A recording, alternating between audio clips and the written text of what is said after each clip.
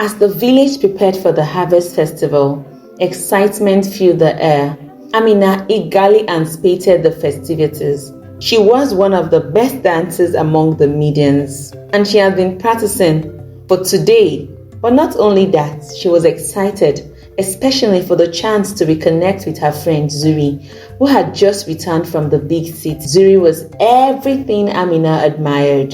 She was confident, fashionable, and full of thrilling stories about life in the city. This is the story of Amina, a story of beauty, a story of choices and the mysterious parts of life.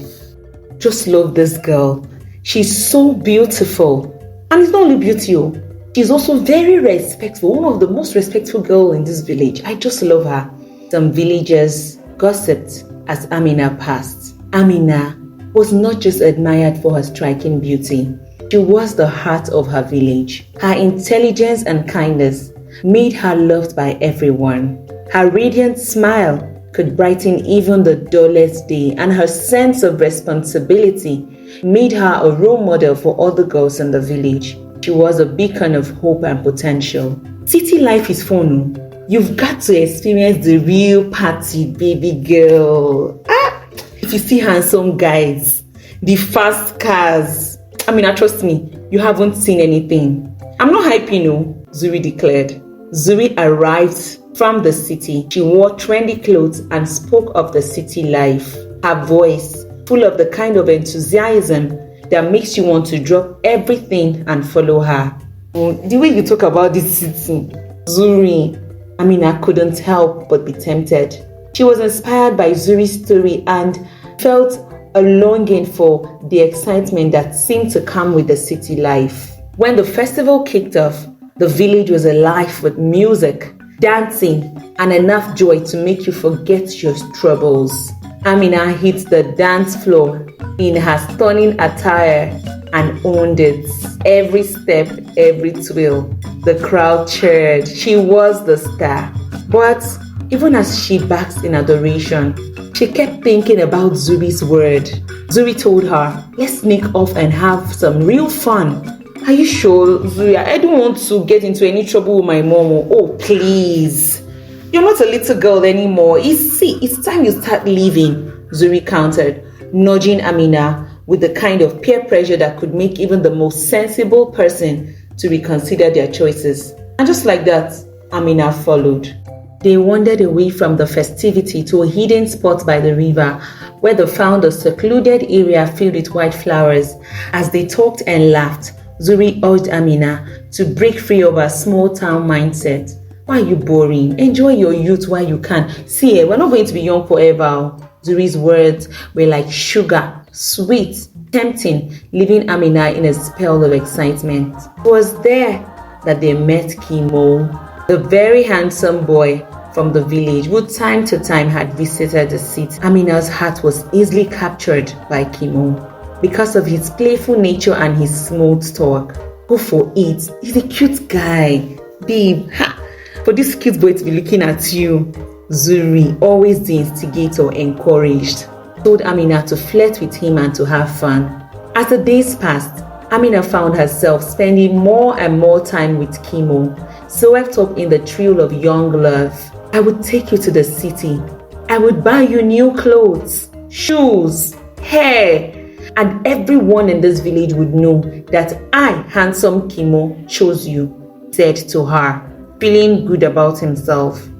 Everyone began to notice Amina's behavior had changed. She no longer played with her other friends because she was now in a new league. She started becoming disrespectful and pompous. Why are you coming back by this time, Amina? Her mother asked. Sorry, Mom, I was at Zuri's house, she replied. You were at Zuri's house till 11 p.m.? Don't you even have respect for anybody in this family anymore? I will not repeat this warning. Your father has been so upset. He doesn't even want to see you. God, where is my daughter? Amina, because this person standing here does not behave like my child. She's not behaving like the girl I raised, her mother cried. She questioned Amina with disappointment. Mommy, please stop the drama. I'm no longer a baby. At least I can spend some time out now. Amina shot back. Her mother raised her hand. If I slap you, this girl. She almost hit her as the days went on. Amina's rebellion grew. House chores? Forget it. She was too busy chasing after Zuri and Kimo, her new boyfriend, to care about anything else. The warning signs were there, but Amina ignored them because she was too caught up in the thrill to notice any form of danger. Caught up in the excitement and the influence of her city friend, she didn't notice the warning in her mother's voice or the cautious glances from the villagers. The line between fun and recklessness blurred as she fell into a deeper relationship of intimacy with Kimo. But soon after, began to feel unwell. She confided in Zuri. Zuri, I've been feeling so feverish for 2 weeks now, and this headache has been so persistent since last week. I'm worried though. Zuri will initially dismiss it with a laugh. It's probably just stress now. Don't worry so much. It was like a joke until she missed her monthly cycle and fear filled her heart. But as the days passed, the reality became undeniable. Amina went to the hut at the back and began crying and soliloquizing. I've messed up. I've failed my family. I've disappointed my community. Can you imagine Kimo asking me if he's the only man I've been with? She cried. In fact, Kimo is crazy. Now Zuri is telling me that she's going back to the city next week. In fact, since we even did this test, she has refused me to come to her house. Even Zuri is crazy. In fact, everybody is crazy.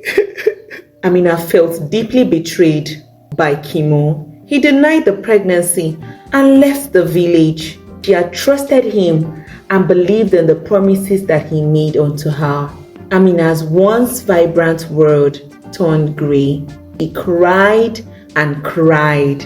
She even thought of killing herself several times.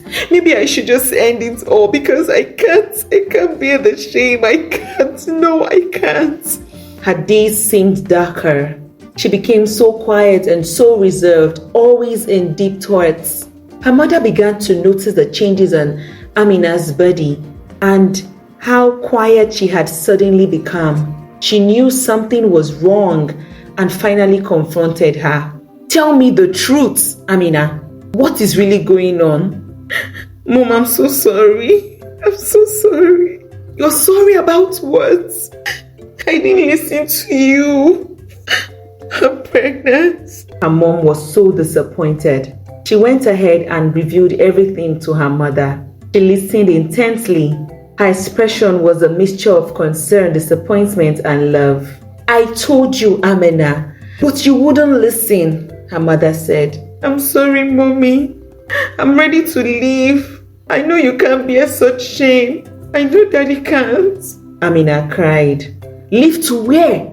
Do you have another family elsewhere? A true family sticks together at all times. I am disappointed, I must say, but you made this choice, my daughter. And choices have consequences. Now you have to face it. But no matter what, you are still my daughter. You go nowhere. We'll go through this together, okay?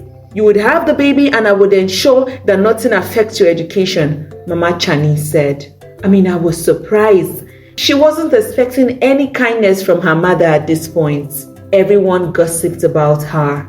These were her toughest days, but she found strength in her family's support. It wasn't easy, but soon after she got back on track, returning to school with a new perspective. Everyone in the village gossiped about Amina's experiences. The community were very surprised though about how her family supported her through the journey despite their disappointments. Amina's story brings out simple but important lessons. It shows that the choices we make are important and can change our lives. It also teaches us that the people that we hang out with can change our lives sometimes in ways that we do not expect. This story reminds us that every action has a result and these results can be tough to deal with. And finally, Amina's story shows us that no matter what mistakes we make, there is always a chance to start over and make things right.